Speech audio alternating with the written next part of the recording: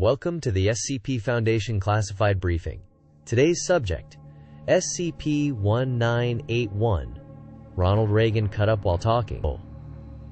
Before we proceed, please like this briefing and subscribe to the channel for future updates. This anomaly, designated SCP-1981, first came to Foundation attention in late 1991 via intercept of anomalous broadcast signals on an unused frequency. It manifests as a standard Betamax video cassette containing a recording of a speech given by former U.S. President Ronald Reagan in 1980. Initially, the footage appears innocuous, a typical political address from the era.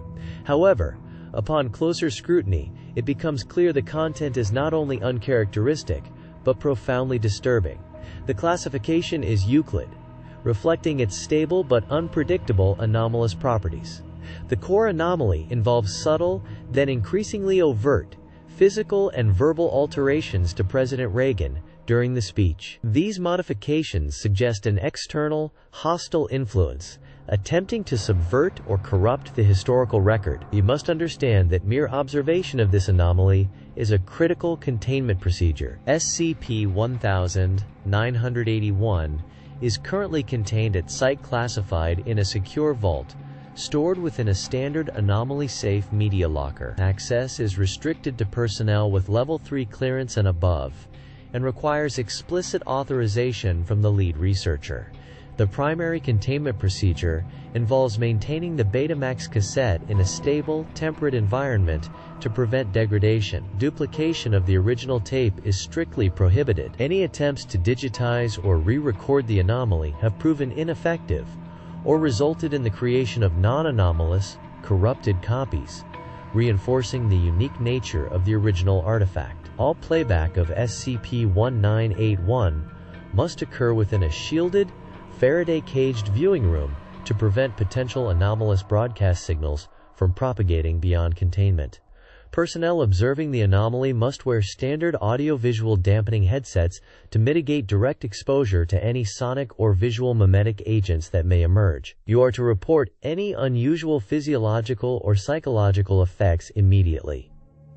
Continuous monitoring of the surrounding broadcast spectrum is paramount. During early observation, specifically recorded on October 4, 1984, Foundation researchers noted a profound escalation in SCP-1981's anomalous behavior. While previous viewings had exhibited subtle visual and auditory distortions, on this date, the alterations became overtly aggressive and systematic. President Reagan's speech began to incorporate disjointed, non-sequitur phrases that were often disturbing in their thematic content, describing acts of mutilation and bizarre ritualistic events. Simultaneously, the visual feed deteriorated, displaying sudden cuts where the president's body would appear physically disfigured, partially absent, or even inverted, only to be inexplicably restored moments later. Crucially, an unseen entity, which we refer to as the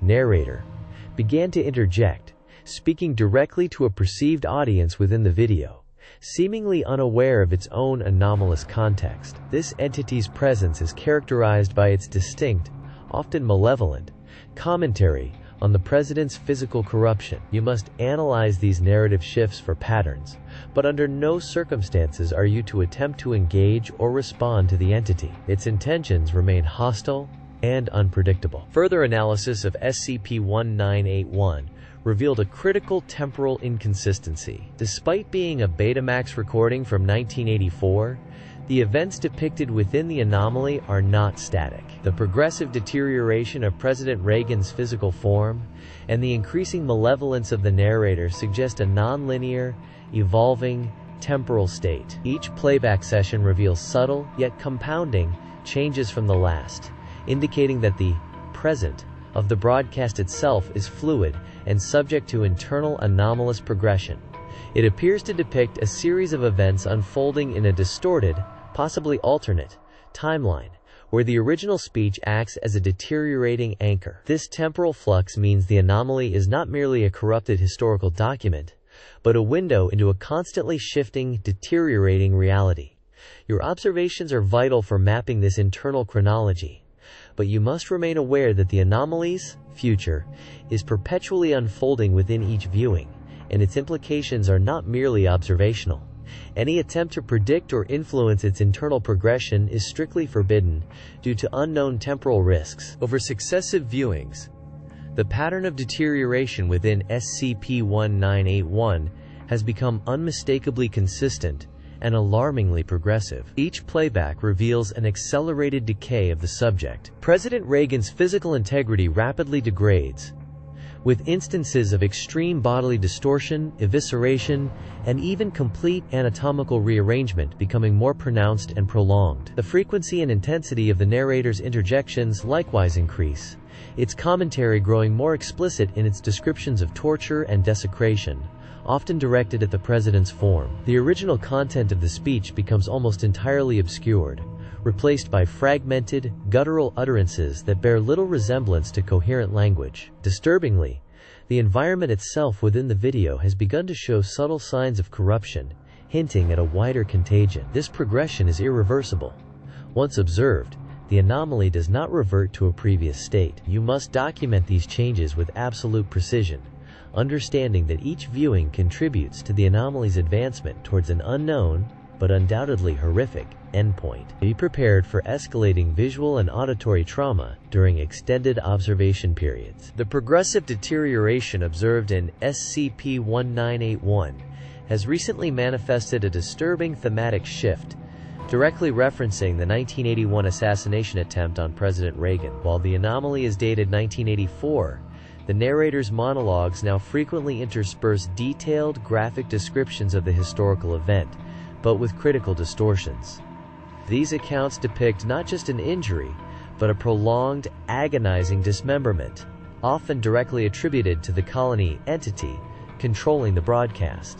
The president's on-screen deformities increasingly align with these narrated scenarios, portraying wounds inconsistent with reality, but perfectly matching the narrator's gruesome descriptions. This suggests the anomaly is actively rewriting the historical narrative within its own reality, twisting a real event into a vehicle for heightened horror and psychological torment. You must meticulously differentiate between historical fact and the anomaly's internal fiction, as the latter is designed to sow confusion and terror. Do not permit yourself to conflate the distorted reality of SCP-1981 with actual historical records, for doing so risks severe cognitive dissonance and a breakdown of operational protocols.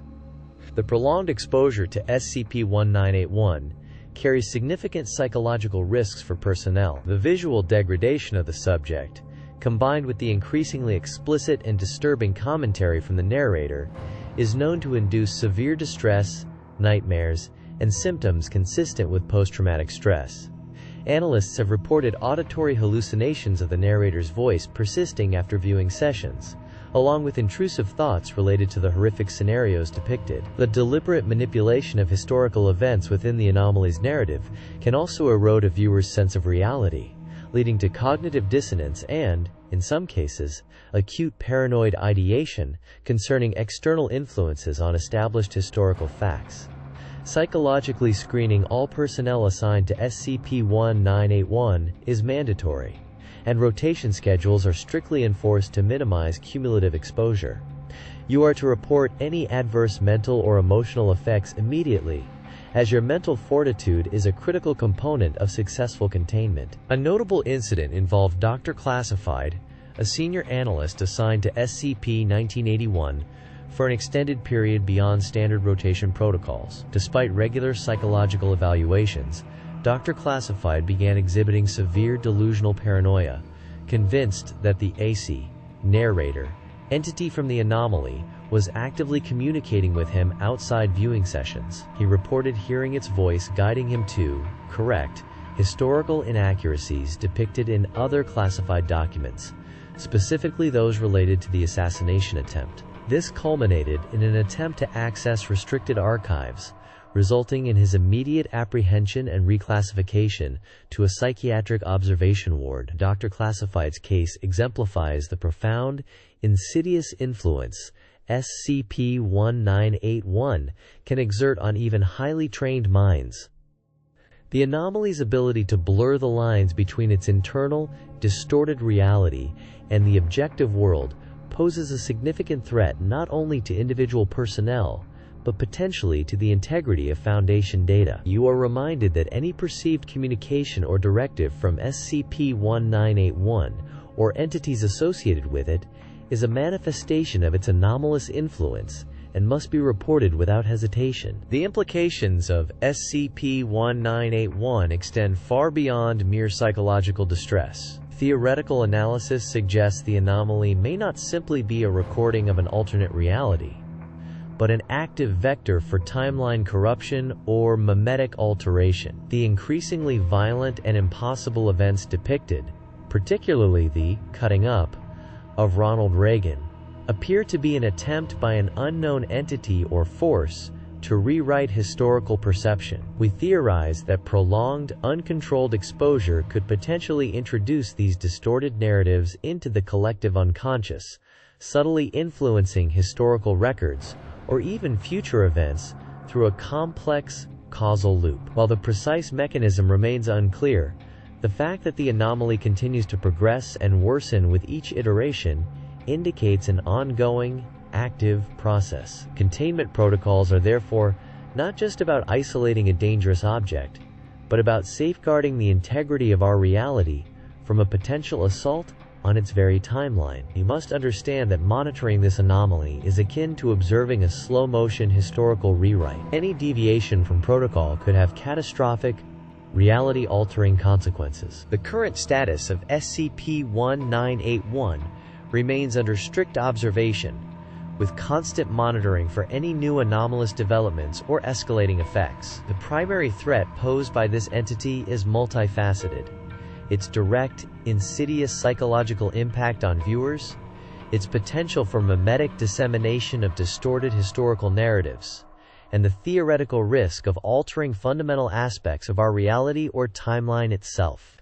The subtle, progressive nature of its corrupting influence makes it exceptionally dangerous, as demonstrated by the severe psychological incident involving Dr. Classified. Personnel assigned to SCP-1981 must therefore maintain unwavering vigilance, adhering strictly to all established containment protocols, viewing schedules, and mandatory mental health evaluations. Any perceived anomaly, whether within the footage or in your own cognitive state or environment, must be immediately reported to your supervisor. Your unwavering adherence to these directives is absolutely paramount. It safeguards not only Foundation integrity, but potentially the very fabric of history from this ongoing distortion. This concludes your classified briefing on SCP-1981 Ronald Reagan, cut up while talking. Stay vigilant. Foundation personnel dismissed.